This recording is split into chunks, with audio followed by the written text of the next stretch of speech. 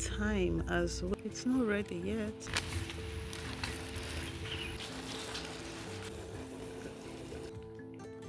Now that rainy season is coming to an end and we are entering into a new season, which is the dry season, there are some plants that you need to have in your garden right now so that you enjoy them during the dry season. Most of these plants love dry land. That's why the dry season is the best time to plant them. And luckily for us, during the Harmattan, it gets really dry, sunny, and cold. Plants like ewedu, okra, some herbs like sage, thyme, and many others will thrive better during the dry season. I'm harvesting some scallions, also known as green onions. These were planted from seeds. I'm harvesting them because I harvested mushrooms from my garden this morning. Let me show you. We will continue with the list of plants that will thrive in the dry season. Let me talk about these mushrooms for a minute. This morning, I woke up to the most beautiful mushroom formation I have seen. This log of wood I relocated from somewhere to my garden has been giving me endless mushrooms for months now. Wild oyster mushroom is one of the things that will be in abundance this dry season, and this is why. So even though the air will be dry, oyster mushrooms don't depend on rainwater the way plants do. They grow on decaying wood, tree trunks, or dead roots, which retain internal moisture long after the surface soil dries out. Inside these logs, there is enough humidity for mushroom mycelium to stay alive and fruit. During the dry season also, nights are usually cooler and dew forms early in the morning. This small moisture combined with cooler nighttime temperature creates a perfect microclimate for oyster mushrooms to fruit, especially if the log or substrate is already colonized. During the rainy season, so many other fungi and microbes will compete for space and nutrients, but in the dry season, with fewer competitions and pests, oyster mushrooms can thrive more freely when conditions are just right. And sometimes dryness followed by sudden change, like a bit of rain, morning dew, or shade after heat, can trigger the mycelium to fruit as a survival mechanism. So, in other words, the mushroom senses a threat to its environment and decides to reproduce by releasing spores before it's too late. Wild oyster mushrooms can go dormant during extreme dryness and then reactive when moisture returns, even if it's minimal. That's why you may suddenly find clusters on an old log or palm trunk that's been dry for weeks. So before we cook that mushroom, let me go on with the plants that will thrive in dry season. Kale and mint will make you proud this dry season. But make sure you are harvesting your mint, topping with compost so it can grow back. Ugu also loves dry season, so if you've planted it, be ready for a bumper harvest this coming dry season. In fact, if you want to make some cool cash on the side during this holiday season, plant ugu and waterleaf in your garden. You can resell them because during the dry season, the price will triple. And this is when some of the ugu that you planted earlier in the year will start giving you flowers to give you pods. This is a female flower of the ugu plant or the ugu vine. So this will give you the pods that will give you the seeds to plant again for the next season. So if you haven't planted ugu already, November is the right time to get it started before the dry season comes. So yes, expect a lot of water leaves, a lot of water leaf this dry season. I personally love growing peppers in the dry season. If you've been following me for a while, you'll notice that my peppers thrive better during the dry season, even though I grow it all year round. But I've noticed that during the dry season, they thrive. I also have groundnuts that I started in October and should be ready by December. This is what too much rain can do to plants like dill that loves the dry season. Okay, a lot of root rot. So for my dry season, I have planted groundnuts. Okay, these are all dry season crops.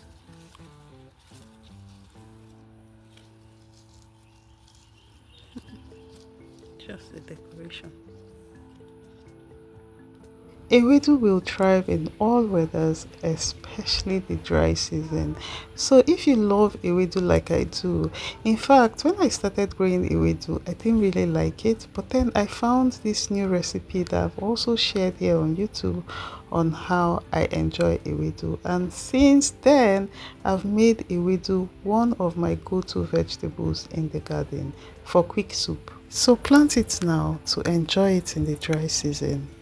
We are not done with the vegetables, but let's talk about some herbs that will thrive in the dry season. And sage is number one. Look at this one. Sage loves dry soil, hot sun, and very little moisture. Sage is that plant that cannot tolerate rain at all. And the only way I've kept it alive during this rainy season is by doing this. This is my sage plant planted in a pot. So if I want to water, now that it's the rainy season, if I want to water my sage, I allow the soil dry out completely. Hold on, yeah, I allow the soil dry out completely before I water. So that's how I've been able to grow my sage to this in a small pot. Sage doesn't like overhead watering at all, so when you want to water, just water the soil and leave the plant out of it. And thyme as well. So if you want to grow a lot of thyme this season, this coming season is the perfect time to do it. I've been preparing since September because I know this December a lot of chefs are going to be on my neck with this. So I have thyme growing all over my garden. I know lettuce doesn't have a long lifespan. I planted thyme the same time I planted the lettuce. So now that the lettuce is done, the thyme is taking over. Yeah, so this is another type that has the thyme. I sprayed some seeds, pak choy seeds from my old harvest here, and yeah, I've been taking and transplanting in different areas. So this is my thyme. I can't wait for December. I think by then it would have covered everywhere. I've covered everywhere. This pineapple, it's not ready yet, but it's already giving me suckers that I will plant after this. I decided to do my packaging differently today using my moi moi leaves, and yeah, that's even it, just my moi moi leaves. And look how it turned out. So the flowers are in here. Nicely wrapped. Instead of using plastic, I decided to ditch plastic for these. See how I tied it. And even as it fell, everything is still intact. So this is how I am packing it. And then okra, obviously.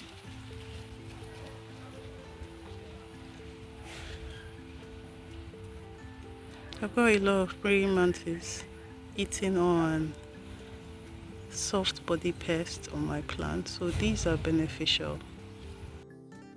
I also found praying mantis on my corn. I don't disturb these guys because they are the good guys. So to enjoy corn in the dry season, plant it around October or early November so that constant October-November rain will give it a good head start. Corn will grow all year round if you water it generously. So this is my dry season crop. I planted this just so I can harvest during the dry season. So I'm ready for my dry season plants to take over. And then I also have wild rocket on this bed. It's also a dry season crop.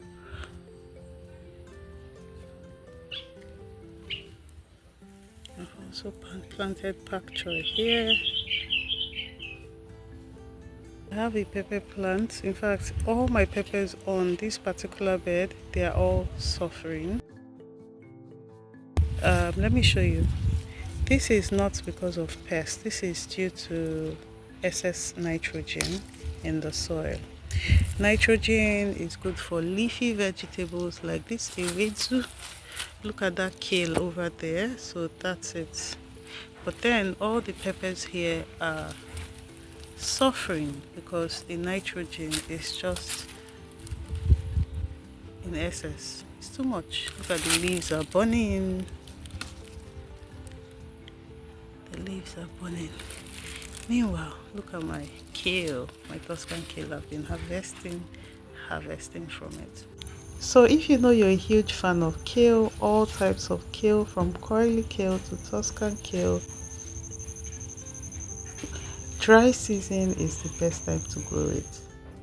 So let's get back to cooking my oyster mushrooms that I harvested fresh from the garden today. I'm cutting up the green onions. One thing I know for sure is that oyster mushrooms does not need much. If you use salt and water to cook oyster mushrooms, you'll be fine.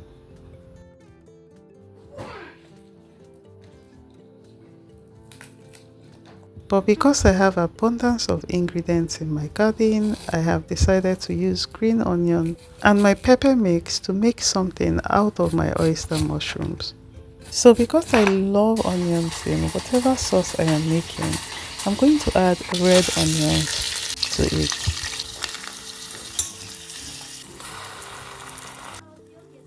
It smells good already. After frying the onions and pepper mix for a few minutes, I'm adding the mushroom harvest.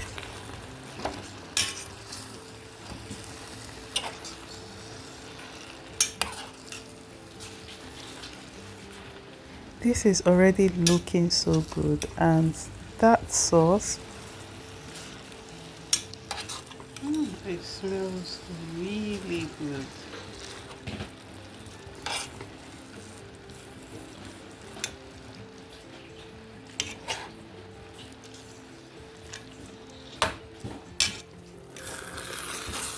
Don't fall on me, please.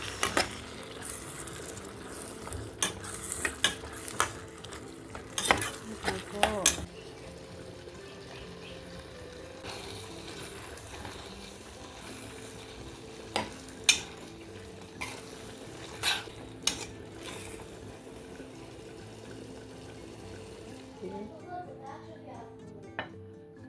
You have homework.